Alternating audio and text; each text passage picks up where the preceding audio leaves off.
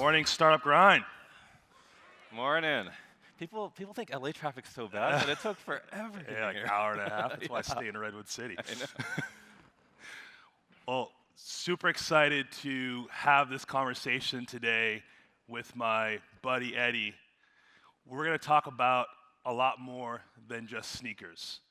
We're going to talk about a lot of topics that are extremely relevant to everyone in this room, from getting that initial idea and going all in to making that a company, to having to do a massive pivot, to looking at VCs in the face and them telling you your startup and your category is too small, to then getting to a very large global brand such as GOAT and trying to carve your path towards building a multi-billion-dollar company. So a lot of exciting topics we're gonna talk about today. We only have 20 minutes, man. We have only 20 minutes, but we're gonna jam through it. All right. But first off, Eddy, I really want to start off with one word that I want you to bring some context to for everyone in the room. Grub with us. I'll start there. Yeah. So talk about the origin story of the GOAT and grub with us. So when we started our startup journey, my co-founder Daisha and I, we were a completely different business. When Upfront invested in us, we were a group dining app where we brought people together at restaurants throughout the city to meet, network, date, etc. And it was a great idea in theory because it was just a low-pressure way to meet new people. But in reality, there are so many friction points to that kind of marketplace. Imagine if you're vegan and the menu doesn't have vegan options. You don't know if you're going to like anyone. It's all guys, it's all girls. What if you're the only one that shows up? What if the restaurant's too far? What if I'm doing something that day? So there were just too many friction points to actually making that work. A lot of people actually still message me asking my lessons on Grub with us. And I try to help them. And like, hopefully this is solved one day where we can bring people together in a low fashion way. But like, it was honestly very tough. So this was back in 2012 when Upfront invested, and we had to pivot because it just was not gaining traction. At that time, my co-founder, who's a massive sneaker enthusiast, his first pair of shoes ever was the Jordan 5 Grapes when he was 10 years old, or his first pair of Jordans ever. And they retroed, Nike does this thing where they re-release or retro shoes. So 23 years later, they retroed. This was 2014, 2013, and he had to have them. So he went on eBay, the largest sneaker marketplace at the time, bought these pair of shoes. He got them. He was so upset. They turned out to be fake. He kept complaining to me, and we were just like, how come in this day and age we're spending $300 on a pair of shoes and we still have to worry if it's real or fake? So since we were pivoting anyway, we were just like, hey, why don't we build a marketplace based on trust, safety, and authenticity? And that's what we did. Yeah. So how was that conversation with your investor? Like, oh, we have this group, restaurant eating app, and then we're gonna do sneakers. Like, that's a massive pivot. That must not have gone so well. You know what's crazy? So it wasn't a pivot from Grub with us right to GOAT.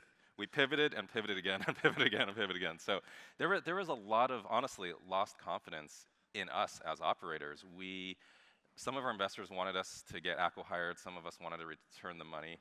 Some of them wanted us to return the money. And I don't know if we were stubborn or stupid or whatever. We were just like, no, we're going to figure it out. We're going to figure it out. So when we told them that we were going to pivot into sneakers, and I asked a bunch of our big investors, like, hey, we're going to do this massive pivot into sneakers. If you guys want the money back, you guys go. You can have it. It's going to be pennies on the dollar, but whatever. And thankfully, every single investor was like, you know what? At this stage, it's worth more to you than it is to us. So just keep it. Just do it. It was a lost cause. We right? do that a lot now. So good for them and us that they stayed on, but it was not easy. The one thing though, Greg, our partner at Upfront, he used to work at eBay, and he saw that the sneaker market was actually growing because he was like, kids don't collect trading cards anymore. They don't collect a lot of things, but he was like, the sneaker market is actually growing. So he believed in us, and so. So how does GOAT actually work? Because we are a marketplace based on trust and safety, anytime you buy something on GOAT, the seller actually ships it to one of our facilities. We have about 12 throughout the world now, where our authenticators look at every single sneaker, they authenticate it, and they quality check it. Because even if you buy something that's supposed to be new in condition, there might be a scratch on it, there might be a scuff. So we check for all those things, for condition and authenticity, before we repackage it and send it to the buyer. That way the buyer gets just a retail-like experience, and GOAT deals with all the messy marketplace issues. In with regards to the authentication process, I saw firsthand the lengths your team goes through. I mean, literally, I saw someone smelling a shoe. All they do is smell shoes to actually see if it comes from a certain warehouse because certain actually factory has its smell. So you talk about just how in-depth that process is. Yeah, I mean, last year we found over $72 million, or we prevented $72 million of fakes going through our system. So it's a big deal. I mean, Nike's the most counterfeit brand in the world, and you talk about smelling. It's kind of like that new car smell where you're just used to that one smell, and Nike just has the same glue, the same material that they always use. So when you smell something from a fake factory, you know, they use like different synthetics, they use different materials, you can instantly tell if something is off, and our authenticator, it's a big part of the training. I mean, obviously, touch, feel, look, etc., but then smell is a big component of that authentication process. I don't want to know that interview process. Tell us, what's the most expensive sneaker right now on GOAT, and how much is it? I mean, we have a ton. I mean, we have like the Nike mags that go for 50 to 60 grand. We have the Undefeated 4s, which are the very first collaboration Jordan did with a brand. I mean, that now collaborations are all over the place with Virgil Abloh and all these brands, but the Undefeated Jordan collab was the first one, and that goes for 50-ish grand. Travis Scott actually came by to Flight Club New York one day and bought a pair, so. Oh.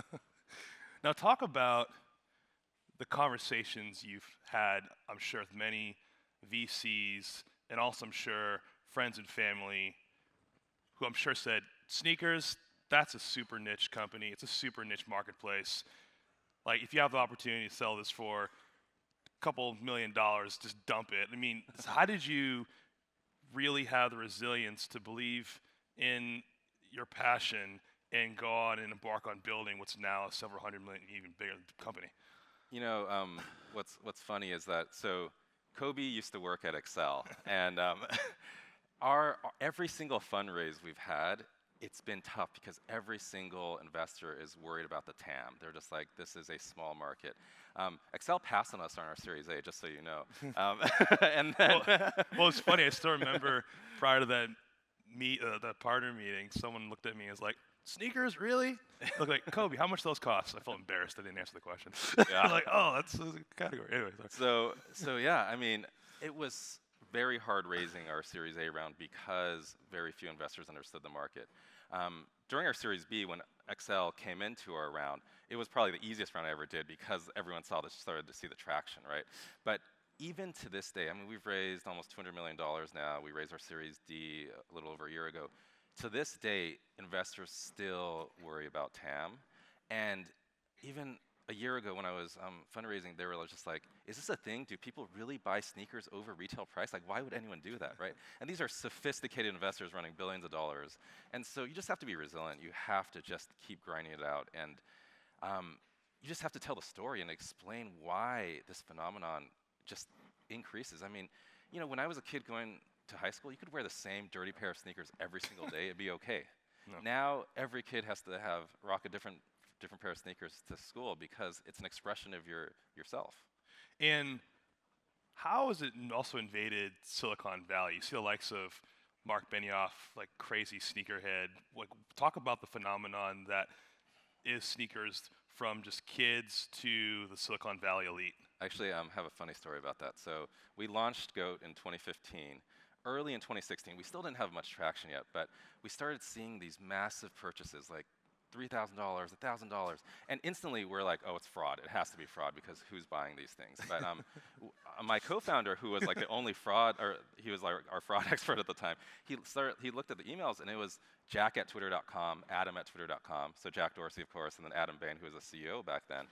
And we were just like, oh, crazy, what if, it'd be amazing if it was them, but we're scared that it was just fraudulent orders. So I emailed them just as a fraud check, and I was like, hey, we're big fans, thanks for ordering, please let us know if you need anything.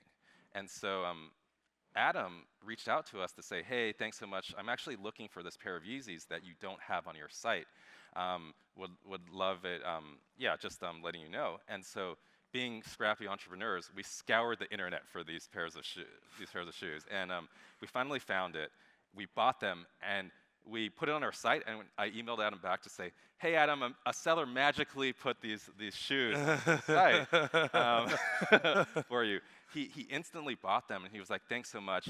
Next time you're in SF, come to Twitter. We'd love to hang out."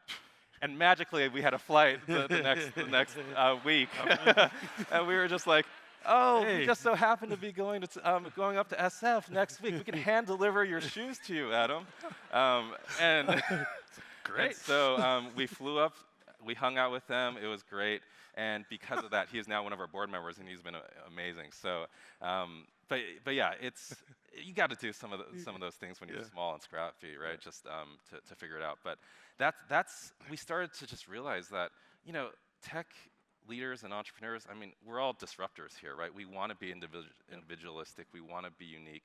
I think when you're wearing dress shoes, you can pick brown or black, but sneakers are, like I was saying earlier, a true expression of yourself, and I think it really speaks to the Silicon Valley crowd, where it's like, I can be unique, I can have my own style and wear sneakers. Yeah. Now, can you talk a little bit about future growth and how, as you're thinking about expanding market size, expanding the company, you've made the decision to go into another category, being apparel. Like, how is that process of making that decision? And talk to us a little bit about what you're doing there. Well, it turns out you can't just wear sneakers out onto the street. You got to actually wear clothing as well. So it was a very natural completion of the story. We dressed people in sneakers. We actually really worked hard on building our brand, so we built brand trust with the consumer. And with that, they really wanted to have us curate the whole outfit, right? Because it's like Kobie. You bought those pair of Jordan 1s on GOAT. These are the apparel items that'll look good with those Jordan 1s. So it's like just the completion of the story that we think, and it's not a stretch. It's not like we're trying to be this crazy verticalized marketplace. We call ourselves a global platform for style, and that style component is we just want to make people look and feel good. Yeah, and then global. You've now expanded into Asia and Europe. Talk about that decision and also the complexities that I'm sure you face with regards to extending your brand overseas. So this was kind of the end of 2018, early 2019, China was already our biggest international market, second to the US in terms of our sales. And what we were seeing, we didn't localize anything at that point. What we were seeing was that we saw videos on the Chinese versions of YouTube telling people how to purchase on GOAT. So there would be just videos of, this is the buy button, this is what you click, this is where you enter your credit card details. And we were just like, wow, it's our biggest international country, even though they have to jump through 10 hoops to kind of transact on us. So we were just like, all right, let's make sure. So we actually went into the market. We interviewed a whole bunch of people. We interviewed the GMs of Uber China, of Airbnb China, WeWork China, et cetera. And so that we could understand how to, I mean, China is, of course, a difficult market for Westerners. And we realized if you competed in a domestic marketplace within China, you would get killed because the Chinese upstarts can just outrun you, outwork you all day long. The reason why we knew GOAT had a shot was because of the cross-border aspect. We saw that we were a Western brand. I mean, the Chinese consumer is very scared of fakes because a lot of fakes are generated from there, so they want to trust the Western brand. We are bringing Western culture into China. And there's actually a lot of sizing mismatches where, and preferences. I mean, in China, for instance, they prefer the Jordan mids a lot of times versus the Jordan highs. And of course, sizing, a lot of the smaller sizes go into China versus a lot of the bigger sizes sell in the Western world. So we saw that we had an opportunity. So we started to go in. What we did was we localized language, we localized currency, and we created a WeChat mini program because WeChat's such an important part of the Chinese ecosystem. So we went full in. We have a team of about 35 or 40 people in Shanghai right now to service that market. So that's on the demand side. And of course, on the supply side, we know sneakers are a worldwide market. So we have a facility, a distribution center in Hong Kong. We just opened one in the UK. And we've just seen that when you have a local presence, it reduces costs for sellers to sell into GOAT because now they can just ship locally to the local distribution center. And just in a month, the UK sales have 4x just because we opened a distribution center. That's great. Let's talk a little bit about competition. You've got one very large competitor with StockX. You have a number of small upstarts that are nipping at your heels. How do you stay ahead? What do you do to compete? How do you potentially leverage brand as your weapon to really just capitalize on customer affinity and loyalty? Can't speak about the competitors, but in terms of our vision and what we think, some of the other guys, they're transactional marketplaces. It's about making that sale on that transaction and nothing else, right? And it doesn't create good long-term brand value or long-term customer value. Versus us, we are trying to create a brand. I mean, we think very long-term. I mean, we have this whole augmented reality feature in our app. And a lot of times we are showcasing product that isn't even for sale. We showcase kind of unreleased fragment Jordan 1s, or we even, sometimes, we'll put like the Travis Scott Jordan 1s, it's $3,000. We know that most kids can't afford a $3,000 pair of shoes, but we do it so that we can generate the next generation of sneakerheads. You might not care about sneakers now, but if you're playing with it in AR, doing the try-on feature, maybe in the future you're like, hey, when I do have money, I was nostalgic about that pair of shoes when I was a kid playing around with it, so now I'm going to transact because I have money, right? GOAT's built an aspirational brand, and people tell us, this is something that is counterintuitive. People think that GOAT is only for limited edition sneakers, but 40% of our sales are actually under retail price, because now we're just the best place to buy sneakers, period, regardless of if it's kind of super expensive, $2,000, or it's $50. And we really think it's because we've built an aspirational brand. I mean, I equate it to walking to a Tiffany store.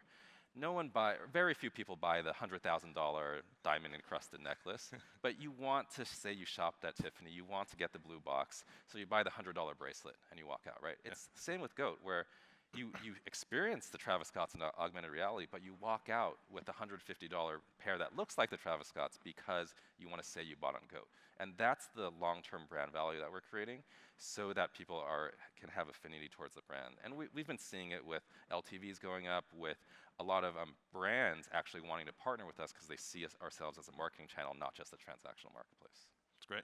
And then talk a little bit about how also you're helping democratize the whole industry of just sellers being able to compete with traditional retailers. GOAT's enabling those folks to leverage the marketplace to create their own businesses. Can you talk to us a little about that initiative? You know what's crazy about traditional retailers?